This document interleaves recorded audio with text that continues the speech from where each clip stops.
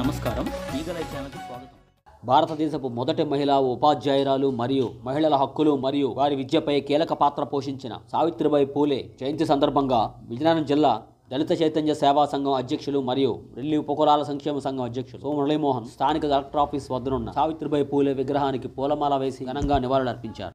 ఈరోజు అమ్మ మహాత్మా సావిత్రిబాయి పూలే స్త్రీల గురించి ఎన్నో త్యాగాలు చేశారు. స్త్రీల గురించి విద్య, వైద్య, ఉపాధి కలిగి ఉండాలని ఎన్నో పోరాటాలు చేసిన స్త్రీలకు ప్రతి ఇంటింటికి వెళ్ళి చదువుకోవాలని చైతన్యం చేసి ప్రోత్సహించేవారు.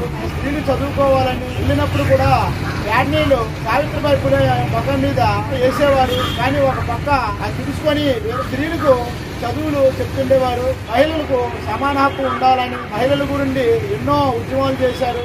కాబట్టి ప్రతి ఒక్క మహిళలు కూడా సావిత్రిబాయి యొక్క అడుగుజాడలో నడవాలని కోరుకుంటూ